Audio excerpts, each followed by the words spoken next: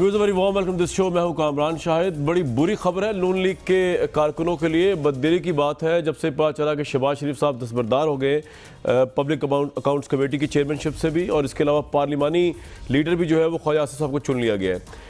इससे बढ़कर ये चेंजेस शायद इतनी बड़ी इम्पैक्टफुल ना होती अगर ये परसेप्शन आता कि शहबाज शरीफ शायद अब वापस नहीं लौटेंगे लंदन से। उनका जो विज़िट है वहाँ पे एक्सटेंड हो गया है और नून लीग की पूरी क़यादत जो कि शरीफ फैमिलीज़ को लीड कर रही थी दूर दूर तक कहीं नज़र नहीं आ रही, ख्वाह वो हमजा शहबाज शरीफ हो, मरियम नवाज़ हो, नवाज़ शरीफ साहब हो या शहबाज शरीफ। नवाज़ शरीफ का हम जानते हैं उन्होंने पटिशन एक्सटेंशन चाहते हैं, वो चाहते हैं सुप्रीम कोर्ट से कि उनको इलाज के लिए बरतानिया जाने दिया जाए। अगर ये सब कुछ हो गया तो इमरान खान साहब की वो वाली बाज़गश्त की भी कोई वैल्यू नहीं रह जाएगी जिसमें वो कह रहे हैं कि मैं एनआरओ नहीं दूंगा, क्योंकि बहुत से लोगों के नज़दीक ये एक एनआरओ ही है जो कि होने जा रहा है, जिसमें शहबाज शरीफ तमाम चीज़ों से सियासत से दस्तबरदार होकर खुशी खुशी अपनी ज़िंदगी अब लंदन में गुजारेंगे रिटायरमेंट की, और नवाज शरीफ साहब भी उनको ज्वाइन कर लेंगे। इमरान साहब क्या चीख रहे सियासी लिहाज से, ज़रा वो सुन लेते हैं। एनआरओ जिसके ऊपर अरबों रुपए की चोरी और वो मनी लॉन्ड्रिंग यानी चोरी करके पैसा बाहर, दुगना नुकसान जो मुल्क को पहुंचाता है, वो कहते हैं जी मैंने बाहर जाके इलाज करवाना है, मुझे 6 हफ्ते का मेरा ज़हनी दबाव मेरे ऊपर बहुत पड़ गया, उसको रेस्ट दे। ऐसे कभी मुल्क नहीं आगे चलता। कभी आम आदमी की चोरी से मुल्क तबाह नहीं हुआ। मुल्क तबाह होता है जब मुल्क का सरबराह चोरी करता है, सारे मुल्क को चोरी पे लगा देता है, सारे इदारे तबाह कर देता है। आज अगर तीसरी दुनिया है, मसला ही उनका ये है कि वहां के सारे लीडर्स के पैसे वो मुल्क से बाहर पड़े होते हैं, चोरी करके मुल्क से पैसा बाहर ले जाते हैं, इसलिए वो मुल्क पीछे रह गए हैं। 60 सालों में मुल्क का कर्जा था 6000 अरब और पिछले 10 सालों में 6000 से 30,000 अरब पे पहुंच गया। किधर गया ये पैसा? इन लोगों को ये जो शोर कर रहे हैं कि हमें सिर्फ इनका मकसद है एनआरओ लेने का, मैं अगर इनको एनआरओ दूंगा मैं इस कौम से गद्दारी करूंगा, मैं अल्लाह से बेवफाई करूंगा। लो जी, आर्मी चीफ भी सामने बैठे हुए थे, कैबिनेट भी बैठी हुई थी और साबिक चीफ जस्टिस साकिब निसार साहब भी बैठे हुए थे।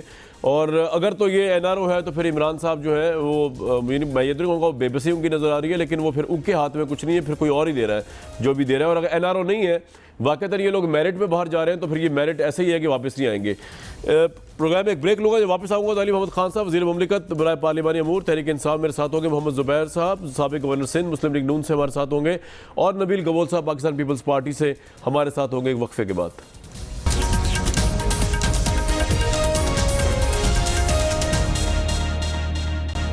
Very warm welcome back to the show. Zubair साहब थोड़ा बताइएगा, ये तो बड़ी डैमेजिंग न्यूज़ है पाकिस्तान मुस्लिम लीग नून के वर्कर्स के लिए कि शहबाज शरीफ साहब शायद वापस नहीं आएंगे और क़यादत जो है वो अब चली गई है किसी और तरफ, और नवाज शरीफ साहब भी बाहर जा रहे हैं, ऐसे ही है ज़ुबैर साहब?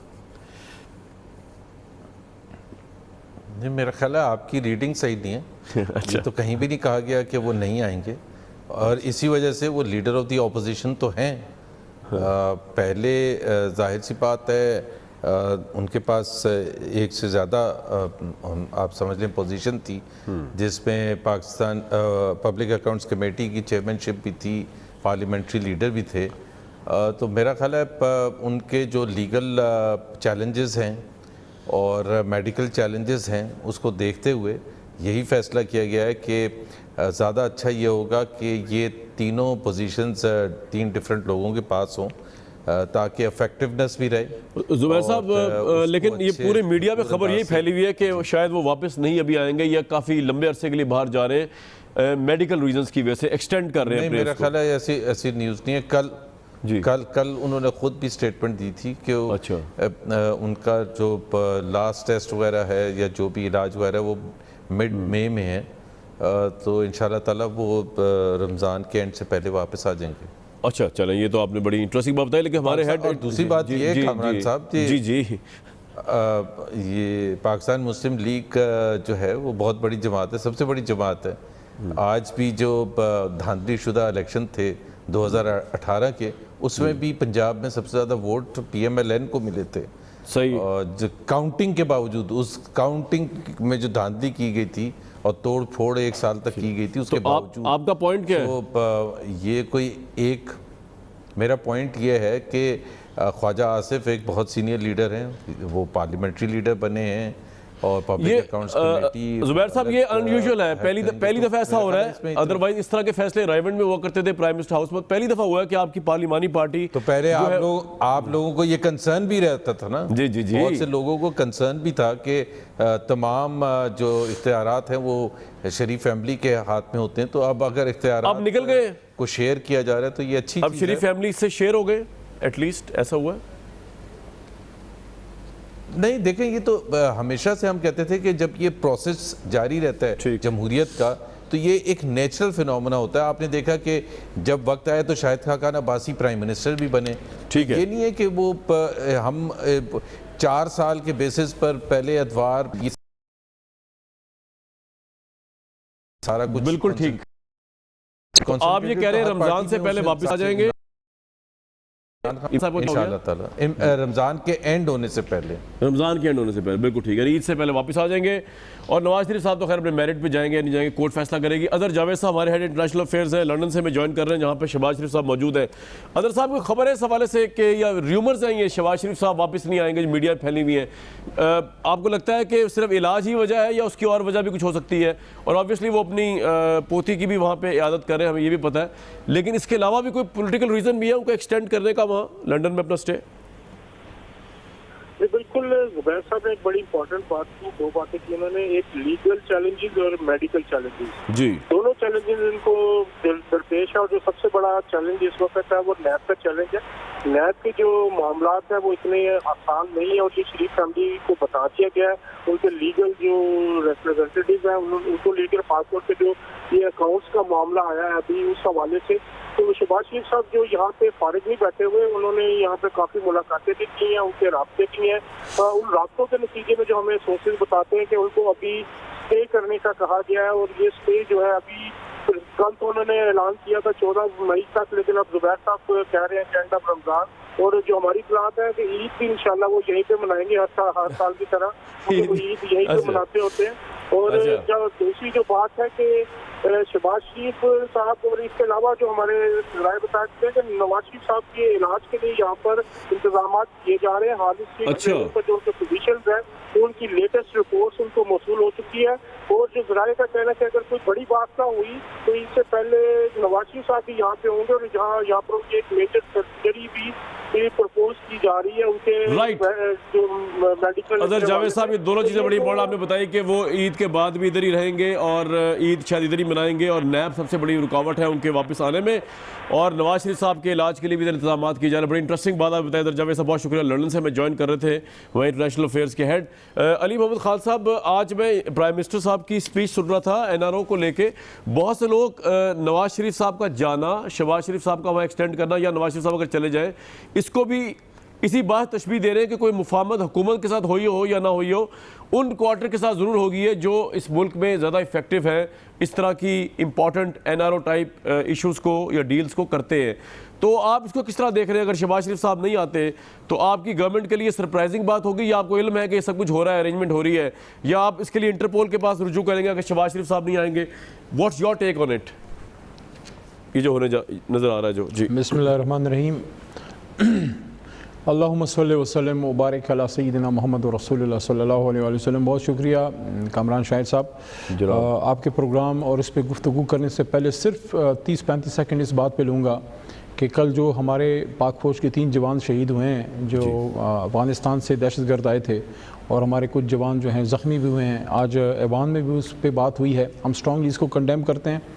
میں سمجھتا ہوں کہ پوری قوم جو ہے ان شہیدوں کے ساتھ کھڑی ہے, اور جو بیان دیا تھا DGISPR نے وہ اسی وجوہات پہ تھا, اور اس وجہ سے میں سمجھتا ہوں کہ آج ایوان میں بھی اس پہ میں نے بھی اور سب نے بات کی ہے, اور آپ کے پروگرام میں بھی کہنا چاہتا ہوں کہ کوئی یہ نہ سمجھے کہ خدا نخواستہ یہ شہادتیں جو ہو رہی ہیں تو قوم کا ہر فرد ان شہادتوں کے لیے تیار ہے, اور ہم ہر شخص پاکستان کی حفاظت اور اپنی فوج کے ساتھ اس لیے کھڑیں کہ اگر ہم کھڑے نہیں ہوں گے, جو قوم اپنی فوجوں کے ساتھ کھڑی نہیں ہوتی, وہ قومیں اور وہ ملکیں جو ہیں وہ مٹ جایا کرتے ہیں. تو میں سمجھتا ہوں یہ بہت ظلم ہوا ہے جو ہوا ہے, لیکن ہم الحمدللہ پاکستان کی حفاظت کے لیے سب انشاءاللہ موجود ہیں, سب قربانیاں دینے کے لیے تیار ہیں, اور اس کا ہم نے عملی مظاہرہ بھی کیا ہے. جو ہندوستان نے اٹیک کیا, جو منہ توڑ جواب ہم نے پوری قوم نے دیا, بارڈر پہ فوج نے دیا, ایوان سے, پارلیمان سے, عوام نے اپنے سیاسی لیڈران کے ذریعے دیا. بالکل زبردستی.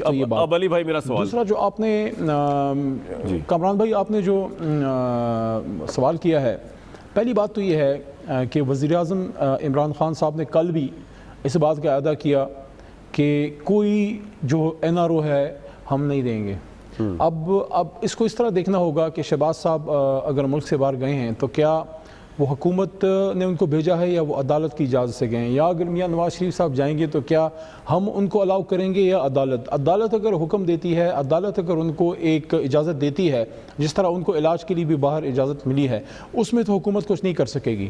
لیکن جہاں جہاں حکومت کا اختیار ہوگا ہم یہ چاہیں گے کہ ان کے ساتھ وہ سلوک ہو شہباز صاحب یا میاں صاحب کے ساتھ جو کسی بھی پاکستانی ملزم کے ساتھ ہوتا ہے, کسی اور عام پاکستانی ملزم کے ساتھ, نہ زیادتی ہو, نہ ان کو ایکسٹرا کوئی لیوے دیا جائے کیونکہ وہ ایک بڑے آدمی ہیں یا مالدار آدمی ہیں یا بڑی جماعت کے وہ لیڈران میں سے ہیں, تو اس وجہ سے ان کو کوئی ایکسٹرا ریلیف نہ ملے. زیادتی کے بھی حق میں نہیں ہے, لیکن علی بھائی بات یہ ہے کہ جو چیزیں چھوڑے وہی بات ہے جو کل عمران خان صاحب نے اپنے پروگرام میں کی ہے, اور آج آپ کے اپنا کل جو ہمارے یوم تاسیس کا تھا, آج کے پروگرام میں پھر میں کہتا چلوں, کیونکہ بار بار ایک اچھی بات کی تکرار ہونی چاہیے جو محمد صلی اللہ علیہ وسلم نے فرمایا تھا, رسول کریم صلی اللہ علیہ وسلم نے, کہ بہت قومیں پہلے تم سے اس لیے تباہ ہوئیں کہ طاقتور کے لیے قانون اور کمزور کے لیے اور ہوتا تھا.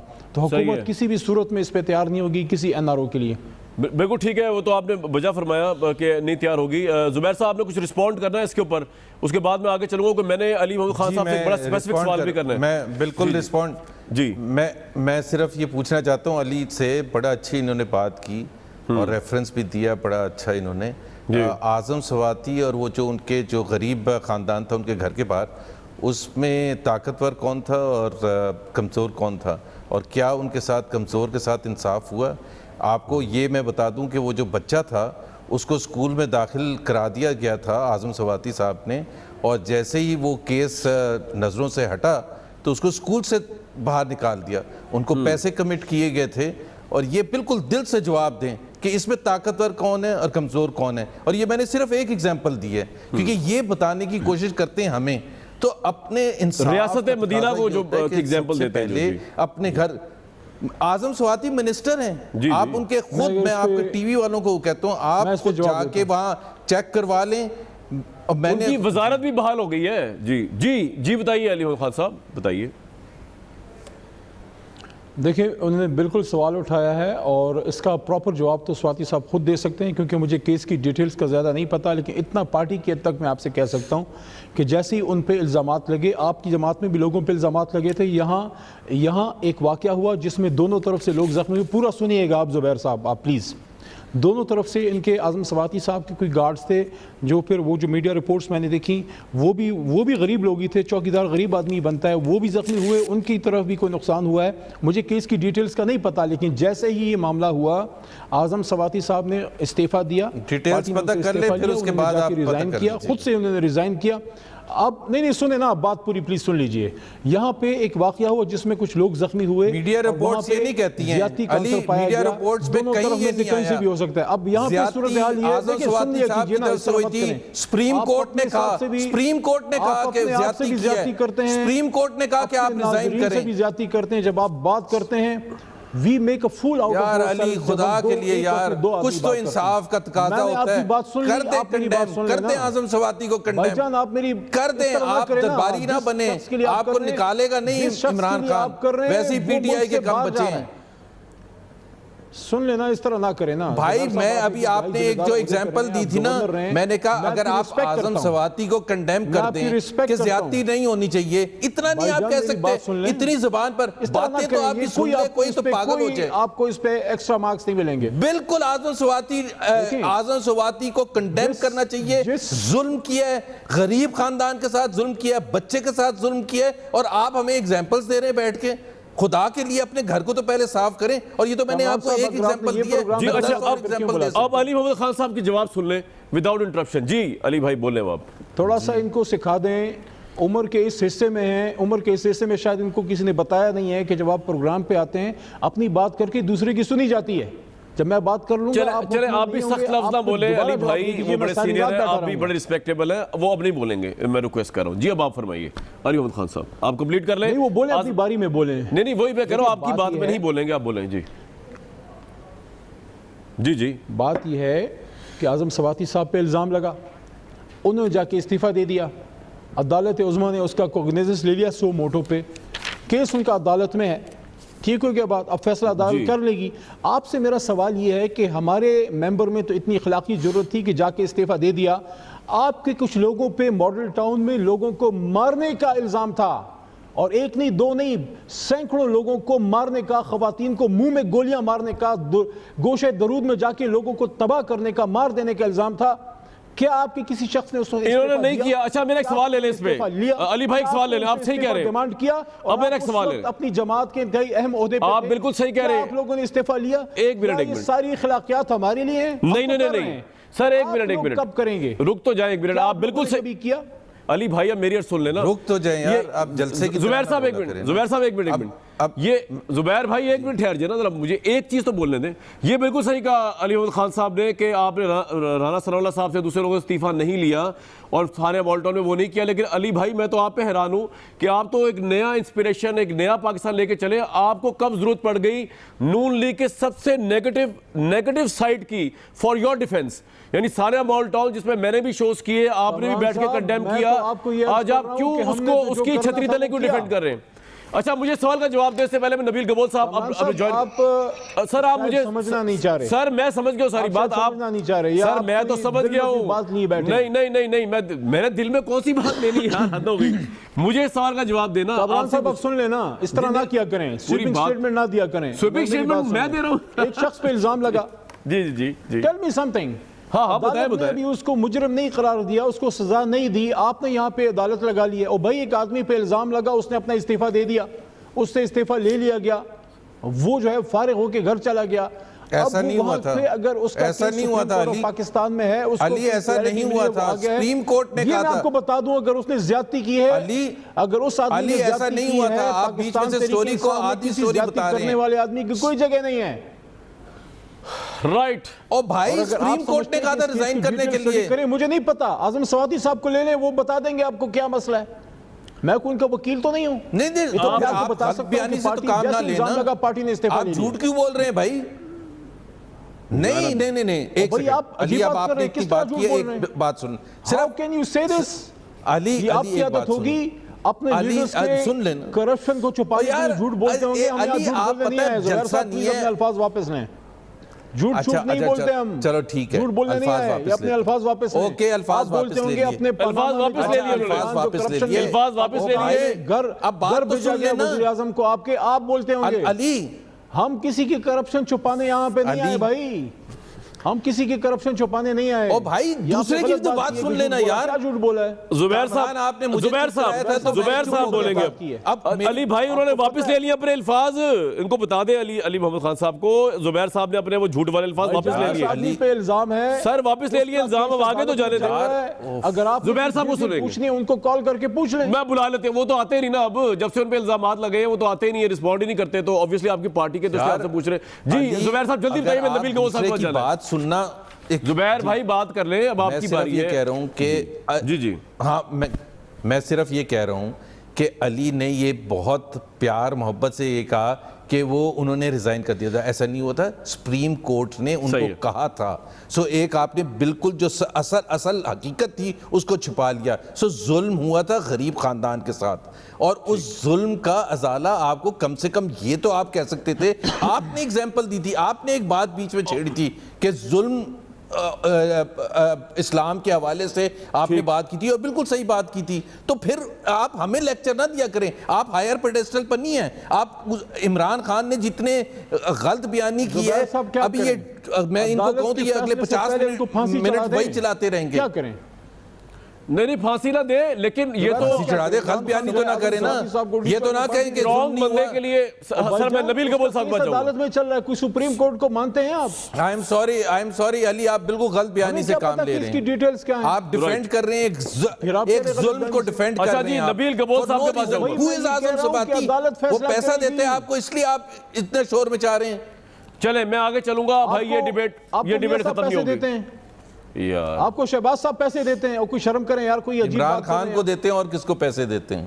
یہ کوئی بات ہے کرنے کی یار, عمران خان کو بات ہے کرنے کی. آپ کو بہت شوق ہے جا کے کل سپریم کورٹ میں پیش ہو جائیں. ان کا گھر کون مینٹین کرتا ہے عمران خان کا؟ اعظم سوادی صاحب کی کیس کی ڈیٹیلز کیا ہیں؟ نہیں تو عمران خان کا گھر کون مینٹین کرتا ہے؟ یہ بات ہے اب تو زبیر صاحب آپ کو عمران کیا ہو خان گیا؟ کیسے اتنا گھر بڑا مینٹین کرتے ہیں؟ آپ کو کیا ہو گیا؟ آپ بتا دیں نا, آپ بتا دیں کون کرتا ہے, یا جہانگیر ترین کرتا ہوئے گا, یا اعظم سوادی, یا دو چار اور جو انیل مسرت اور زلفی بخاری اور پتہ نہیں کون کون جو بھی آپ کے قوم کے مسئلے ڈسکس کر رہے ہیں. اگر آپ اس پہ مجھے آگے جانے دیں, ڈسکس کر رہے ہیں آپ دونوں اگر رک جائیں ادھر ہی, میں نبیل گبول صاحب کے پاس جاؤں گا. قوم کا ایشو اٹھایا بلاول بھٹو, یار وہ آدمی جو ہے علی بھائی اور زبیر بھائی چھوڑ دیں, دلچسپی ہے جا کے سپریم کورٹ میں پیش ہو جائیں, میں آگے جا رہا ہوں. یہ کوئی سپریم کورٹ تو نہیں ہے, ہمیں کیا پتہ ہے کیس کی عوام کے ایشوز میں بلاول بھٹو صاحب کی انٹرسٹ ہے. یار پروڈیوسر صاحب میں بات کر رہا ہوں, عوام کے ایشوز میں صرف ایک شخص کو انٹرسٹ ہے, وہ بھی نظر آیا, وہ بلاول بھٹو زرداری صاحب, اور انہوں نے شہباز شریف صاحب سے بھی زیادہ ایفیکٹو اپوزیشن کی ہے, اور مجھے لگ رہا ہے کہ اسی لیے شاید اپوزیشن لیڈر بھی اب چینج ہوں گے. بلاول بھٹو صاحب نے مہنگائی پہ کیا کہا, سنتے ہیں. ان کی انکمپٹنس کی وجہ سے مزدوروں کا معاشی قتل ہو رہا ہے, کسانوں کا معاشی قتل ہو رہا ہے, بے روزگار نوجوانوں کا معاشی قتل ہو رہا ہے, بزرگ پینشنرز کا معاشی قتل ہو رہا ہے, غریبوں کا معاشی قتل ہو رہا ہے, سفید پوش طبقہ کا معاشی قتل ہو رہا ہے, چھوٹے تاجر, چھوٹے دکاندار کا معاشی قتل ہو رہا ہے. خان کو مزدوروں سے معافی مانگنا پڑے گا کیونکہ وہ آپ کا مجرم ہے, نااہل ہے, نالائق ہے, ناکام ہے, فیل ہے, انکمپٹنٹ ہے, کچھ نہیں کر سکتے ہیں. ہمارا وزیر خزانہ کو تو لے گیا, مگر ہمارے عوام دوست پالیسیز کو نہیں اپنا رہے ہیں. نقل کے لیے بھی عقل کی ضرورت ہوتی ہے. یہ آپ کے حق چھیننا چاہتے ہیں. یہ حق جو ہے یہ اسلام آباد کی کٹ پتلی کو حاصل نہیں ہے کہ وہ آپ کا مستقبل کا فیصلہ کرے. نبیل گبول بھائی دیر سے آئے لیکن چلے آئے تو صحیح, کوئی مسئلہ نہیں.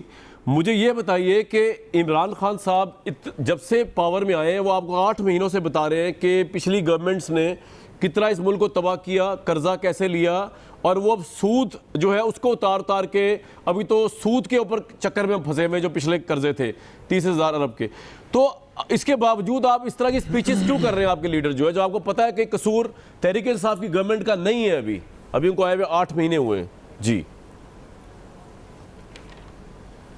یار 8 مہینے ہوئے ہیں, لیکن 8 مہینے کے اندر جو وعدے کیے کم سے کم اس کے 5% تو پورا کرے. مطلب یہ پہلی حکومت ہے جو امیروں کو ایمنسٹی اسکیم دے رہی ہے اور غریبوں کے خون چوس رہی ہے. مجھے یہ سمجھ نہیں آ رہا ہے. آپ مہنگائی دیکھو, آپ رمضان کے اندر, رمضان ابھی 3-4 دن میں شروع ہونے والا ہے, لوگ ابھی سے کھجور اور پانی اکٹھا کر رہے ہیں کہ ہم سحری اور افطار جو ہے کھجور اور پانی سے کریں گے. یہ حالت ہے. آپ یقین کریں پبلک میں ہم رہتے ہیں, ہم پبلک رو رہی, چیخ رہی ہے.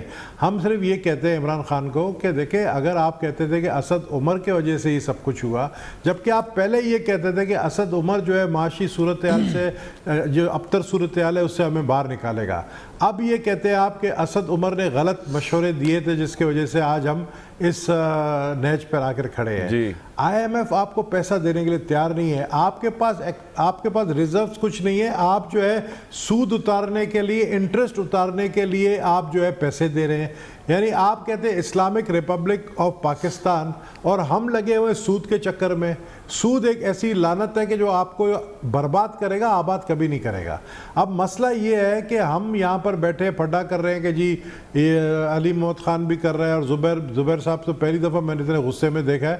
یعنی آپ پھڈا کر رہے ہیں کس کے اوپر, یہ جو بندہ منسٹر جو تھا جس کو ہٹایا اعظم سوادی صاحب. او بھائی میرے, جو سپریم کورٹ نے یہ جو فیصلے کیے نا آپ کے ثاقب نثار نے, وہ سارے یو ٹرن ہو رہے ہیں. مطلب وہ دوبارہ سے جو ہے ان کے اوپر جو ہے فیصلے میں تبدیلیاں آ رہی ہیں. یعنی تبدیلی صرف حکومت کے اندر نہیں, اب تبدیلی اب جوڈیشری میں بھی دیکھ رہے ہیں. آپ نے جو ہے موبائل کارڈ کے اوپر ٹیکس ختم کر دیا تھا, وہ آپ نے دوبارہ شروع کر دیا. آپ جو ہے आप सब्सिडी आपको देना चाहिए, बिजली के ऊपर सब्सिडी आपको देना चाहिए। नबील साहब, गैस के हुकूमत ऊपर क्या, मेरी बात सुने, पेट्रोल की कीमत बढ़ाना। इमरान साहब ने कल बड़ी इंपॉर्टेंट बात बताई कि पहले 8 महीने में आपके दौर में जो महंगाई की शरह थी उससे बहुत कम 6.8% सिर्फ है पाकिस्तान तहरीक इंसाफ की, तो फिर परफॉर्मेंस तो ठीक जा रही है जी। और आपके दौर में उन्होंने बताया कोई 20-25% जा रही है जी। आप 8 हमारे दौर यानी आप पीपल्स पार्टी की दौर, जी जी आपके दौर की बात करें या मुस्लिम लीग के दौर की बात आपके दौर से भी कम है, नवाज शरीफ साहब से भी कम है जी। पीपल्स पार्टी के दौर की अगर आप बात करते हैं तो आप बात कर ही नहीं सकते, क्योंकि आपने पीपल्स पार्टी के दौर का जो फाइनेंस मिनिस्टर था उसको तो आपने लिया है, अब आप उससे सही करवाए ना। हमने आपको रेंट पे दिए, किराए पर दिए अपना मशीन जो है ना, ये जो फाइनेंस का है, हमने आपको रेंट पे दिया हुआ है। अच्छा। आप इसको 3-4 महीने चलाएं, आपसे अगर चलता है आप चलाएं, आप रखें उसको, हम आपको मजीद एक्सटेंड करेंगे उसका रेंट। ठीक है जी। बात यह है कि आपसे नहीं चलेगा, बुरी तरह फंस गए हो आप, यकीन करो आप बुरी तरह फंस गए हो।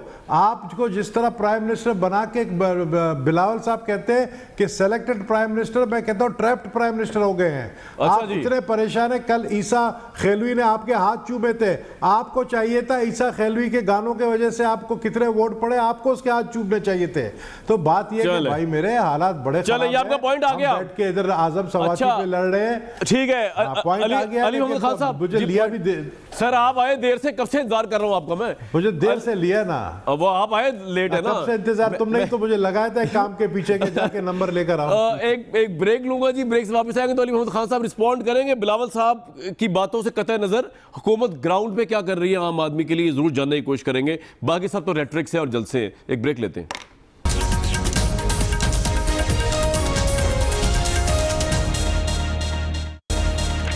Very warm welcome back to this show. Ali Mohammad Khan साहब, ऑब्वियसली मैं इस वक्त बिलावल भुट्टो जरदारी साहब की स्पीच तो मैंने सुनवा दी आपको, लेकिन उनकी हर बात का जवाब आप दे सकते हैं परफॉर्मेंस के ज़रिए।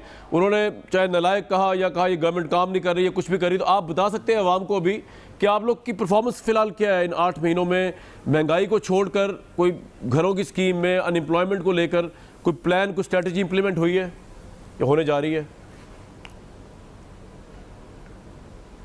बिल्कुल कामरान साहब, देखें बिलावल भुट्टो जरदारी जो हैं अपोजिशन लीडर हैं, सवाल करना उनका हक है, वो करें सवाल, उसका हम बिल्कुल परफॉर्मेंस से जवाब देंगे। लेकिन बेसलेसली ये कहना, I was not expecting this from सरदार नबील गबोल साहब कि वो खान साहब को करप्ट कहेंगे। मुझे बड़ा अजीब लगा, सीनियर लीडर हैं, इस तरह बगैर किसी सबूत के इस तरह की बात करना। कहा सिलेक्टेड का है जी, नहीं करप्ट तो नहीं कहा मैंने, सिलेक्टेड का,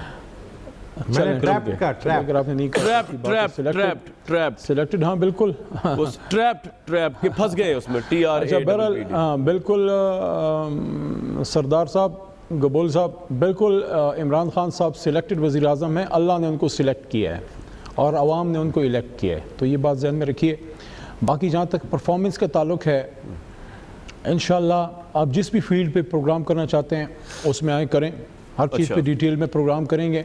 ठीक है, फाइनेंस में करना चाहते हैं आप, रेलवे पे करना चाहते हैं, क्लाइमेट चेंज पे करना चाहते हैं, हाउसिंग पे करना चाहते हैं, एक तो मैं आपकी वजारत पे करना चाह रहा था, अभी प्रोग्राम होना चाहिए अली भाई, एक तो आपकी वजारत पे करना चाह रहा था, आपका ऑब्वियसली बड़ी अहम वजारत है, लोग आपकी तरफ देखते हैं लेजिस्लेशन के लिए।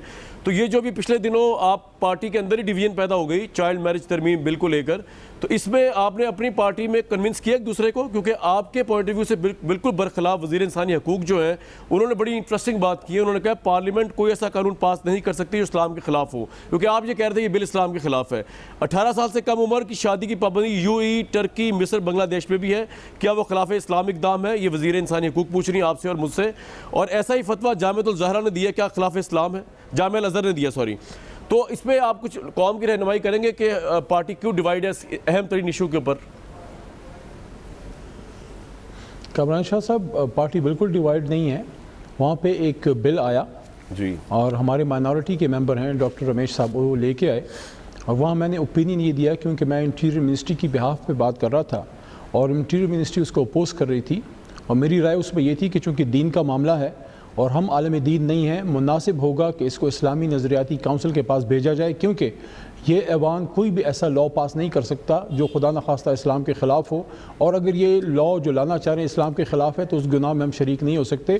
کوئی بھی چیز جو مذہبی نوعیت کی ہو، حساس نوعیت کی ہو، اس میں احتیاط کرنی چاہیے، اور اس کے لیے مناسب فورم آئین میں ہے، اسلامی نظریاتی کونسل ہے۔ میری رائے یہ تھی کہ اس پہ لیجسلیشن کرنے سے پہلے اس کو وہاں پہ بھیج دیا جائے، جو شاید کمیٹی نے بھیج بھی دیا ہوگا۔ علی بھائی آپ کا اپنا اوپینین کیا ہے اس کے اوپر؟ بیٹر پوزیشن میں آپ کا ایک اپنا، آپ لائر بھی ہیں اور آپ ماشاء جورسپروڈنس کو بھی سمجھتے ہیں، آپ لیجسلیٹر ہیں پاکستان کے، لوگ آپ کی طرف دیکھتے ہیں فار دا اوپینین میکنگ، آپ کا اپنا اوپینین کیا ہے اس اہم ترین ایشو کے اوپر؟ People would like to know. Kamran Shahid صاحب، یہ ایشو پہلے بھی آیا تھا 2015 میں، جب میں مذہبی امور کی کمیٹی میں تھا۔ ان کی ممبر تھی مسلم لیگ نواز کی آنریبل جناب ماروی میمن صاحبہ، وہ لے کے آئی تھیں۔ وہاں بھی اسلامی نظریاتی کونسل کا اس پہ ایک اوپینین آیا تھا جو کہ اس کے خلاف تھا، پھر انہوں نے بل واپس لے لیا تھا۔ جتنا تھوڑا بہت میں سمجھتا ہوں، دین کو تو زیادہ نہیں سمجھتا، علماء کرام سمجھتے ہیں، لیکن جتنا میں سمجھتا ہوں ہمارے دین میں شادی کا جہاں تک تعلق ہے وہ ایج سے زیادہ بلوغت یعنی پیوبرٹی سے اس کا تعلق ہوتا ہے، جو 15 پہ بھی ہو سکتی ہے، 16، 17، 18 کسی پہ بھی ہو سکتی ہے۔ پھر مناسب یہ ہے کہ ایسے ایشوز کو ہم ان لوگوں کے پاس بھیجیں جو اس کو بہتر سمجھتے ہیں۔ بالکل ٹھیک ہے جی، آپ کا پوائنٹ آ گیا، اس میں کوئی لڑنے جھگڑنے کی تو بات ہی نہیں۔ ٹھیک ہے، بالکل۔ اچھا، میں اسی پہ دوسرے لوگوں کی رائے بھی لینا چاہوں گا، کیونکہ نبیل گبول صاحب نے لیٹ جوائن کیا، پہلے ان کے پاس پھر زبیر صاحب کے پاس۔ نبیل گبول صاحب، آپ کی کیونکہ سندھ سے جو ہے رمیش کمار صاحب اور ان کا ایشو مجھے پتا ہے کیا ہے، بیک گراؤنڈ جو وہاں پہ ان کی ہندو لڑکیوں کا مسئلہ ہوتا ہے، میں اس کو بیچ میں لانا نہیں چاہ رہا، لیکن آپ سے اوپینین پہلے لینا چاہ رہا ہوں، آپ کی پارٹی کا کیا ٹیک ہے اس کے اوپر؟ کم عمر کی شادیوں پہ لاء بننا چاہیے یا نہیں بننا چاہیے؟ نبیل گبول صاحب دیکھیں، اس میں دو چیزیں بیچ میں آ جاتی ہیں۔ ایک تو جیسے علی محمد خان نے کہا، بالکل صحیح کہا کہ شریعت میں ایسا نہیں ہے، اور اگر اسلامک پاکستان ایک اسلامک کنٹری ہے اور شریعت کے مطابق چلتی ہے تو شریعت میں جس طرح انہوں نے کہا علی محمد خان میں کہ جب لڑکی بالغ ہو جاتی ہے، چاہے وہ 15 سال کی ہو یا 16 سال کی ہو، اس کی شادی جو ہے وہ کرا دینی چاہیے۔ تو اسلام میں لکھا ہوا ہے، مطلب مجھے نہیں پتا کہ قرآن شریف میں لکھا ہے یا نہیں لکھا ہے، لیکن یہ اسلام میں یہ ہے۔ اس کو اگر آپ لیگلی کرنا چاہتے ہیں تو لیگلی یہی ہے کہ 18 سال کی عمر سے پہلے شادی نہیں کروا سکتے، لیکن میں یہ سمجھتا ہوں کہ یہ جو 18 سال والی شرط ہے اس پہ کوئی عمل کرتا نہیں ہے۔ پورے انٹیریئر کے اندر اگر آپ دیکھیں، جتنے بھی ہمارے انٹیریئر یا شہر کے اندر بھی 18 سال سے پہلے شادی ہوتی ہے، تو یہ بڑا ایک سینسٹیو ایشو ہے۔ اس کو بالکل صحیح کہا کہ اسلامی کونسل کی طرف۔ ٹھیک ہے جی، چلیں اس ایشو کو وہاں بھیج دیا۔ میں زبیر صاحب آپ کے پاس اس سوال کے ساتھ نہیں ہوگا، but you have a right to comment on it if you want to do it. میرا سوال آپ سے یہ ہے کہ یہ سب تو کہہ رہے ہیں، آپ بھی کہہ رہے ہیں، آپ اپوزیشن کر رہے ہیں کہ جی عمران خان کی اس میں یہ پرابلم ہے، ان کے وزیر خزانہ میں یہ ایشو تھا، وہ معیشت نہیں سنبھال سکے، یہ ہو گیا وہ ہو گیا۔ سجیشن کیا دیں گے گورنمنٹ کو؟ مطلب had you been over there, your government would be there in this position, اتنے برے ترین حالات میں اس سے بہتر آپ لوگ کیا کر پاتے جو عمران خان صاحب نہیں کر سکے؟ زبیر صاحب، میرا خیال ہے عمران خان کے جو 8 مہینے 9 مہینے ہیں جی، وہ تو پاکستان کی تاریخ کے بدترین 8-9 مہینے معیشت کے حوالے سے، گورننس کے حوالے سے۔ اور عمران خان صاحب نے جو سٹیٹسٹکس آپ کو دی تھی پوری قوم کو، یہ دنیا کی تاریخ میں پہلی دفعہ انہوں نے نکالی ہے کہ انفلیشن کو اگر کمپیئر کرنا ہے تو ہمارے پہلا سال یا پیپلز پارٹی کے پہلے سال کو اس سے ہمیشہ اکانومی میں، اکنامکس میں ایئر آن ایئر کمپیریزن ہوتا ہے کہ پچھلے سال کہاں چھوڑا تھا اور اب کہاں ہے۔ انہوں نے پہلے 8 ماہ کا کمپیریزن دے دیا تینوں گورنمنٹس کا، انہوں نے پہلے 8 ماہ کا ایئر کا کامران وہ نہیں ہوتا بھائی۔ جی میں یہ کہہ رہا ہوں، 3.5% تھی صحیح ہے مہنگائی کی شرح، اب 9.5% ہے، تو کمپیریزن پچھلے سال سے ہوتا ہے، کمپیریزن 5 سال اس میں اسد عمر صاحب کا کتنا رول ہے زبیر بھائی اس اکانومی کو یہاں پہ سے نہ نکالنے میں؟ ان پہ تو بڑی امید تھی ہمیں۔ میں بتاتا ہوں، ایک اصل میں سب سے بڑا مسئلہ جو ہے، ان کے کپتان سب سے انکمپیٹنٹ ہیں، ایز فار کرکٹ کی بات نہیں کر رہا میں، پاکستان کے وزیر اعظم کے طور پر I think he is completely incompetent, ان کو کوئی اندازہ ہی نہیں ہے۔ اور کامران، اگر میں غلط کہہ رہا ہوں تو آپ خود یہ انصاف سے بتائیں کہ کتنی چیزیں جس پر انہوں کا سٹانس الیکشن سے پہلے اور الیکشن کے بعد کمپلیٹلی ڈیفرنس ہو گیا۔ اور صرف الیکشن کے سے پہلے نہیں، 19 اگست کو جب انہوں نے عہدہ سنبھال لیا تھا، سر اکانومی پہ آئے، آپ کے خیال میں is it a failure of Asad Umar as a finance minister اور is a failure of the entire government and its vision? That's the question.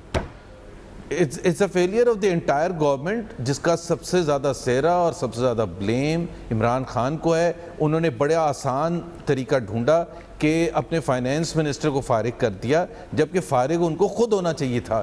وہ علی بھائی would you like to respond to this quickly, اس سے پہلے میں بریک لوں پھر آؤں واپس. جی سر آپ کا پوائنٹ آگا. انہوں نے یہ کہا کہ اس پوزیشن پر اکانومسٹ ہونا چاہیے. جی جی جی جی جی بالکل ٹھیک ہے. جی علی محمد خان صاحب. کامران بھائی میں دوبارہ عرض کروں گا, بات کرنے سے پہلے زبیر بھائی بات کر رہے تھے, میں خاموش تھا. ان کو آپ بھی بولیں گے. جی جی بولیں گے, سنبھال کے آپ بھی بولیں گے, آپ بھی بولیں گے, آپ بولیں گے. ہاں یہ بولنے نہیں دیتے. جی جی اچھا دیکھیں, پہلی بات تو یہ ہے, اسد عمر صاحب کی بات ہوئی. اسد عمر صاحب ہماری پارٹی کا اثاثہ ہیں, ان کی فکر یہ نہ کریں. عمران خان صاحب نے اس دن بھی کابینہ میں کہا ہے کہ اسد صاحب کو دوبارہ میں کابینہ میں لے کے آؤں گا, اور کپتان کرتا ہے اس طرح کہ ایک پلیئر کو ایک پوزیشن پہ کھلاتا ہے, اس سے بہتر پوزیشن پہ علی بھائی بہت کی بڑی قلت ہے, کوئکلی اگر آپ ذرا اگلا آرگومنٹ بھی دے دیں اکنامکس. اس کی فکر یہ نہ کریں, اپنی فکر کریں. باقی ایک بات سے میں بڑے عرصے بعد اپنے بڑے بھائی زبیر بھائی کی بات سے مکمل ایگری کرتا ہوں, جو پہلے کبھی بہت میں نے کم کیا ہے. بالکل زبیر صاحب نے صحیح بات کی ہے, عمران خان انکمپیٹنٹ ہیں, کرپشن نہیں کر سکتے. کرپشن نہیں کر سکتے, یہ اتنی خوبصورت بات ہے. اس میں ابھی بریک لیتا ہوں. جی بریک جائیں گے. Hi, it's Sayyeda Shanaz here. Thank you for watching Dunya News. For more videos and updates, don't forget to click the subscribe button. Keep watching Dunya News.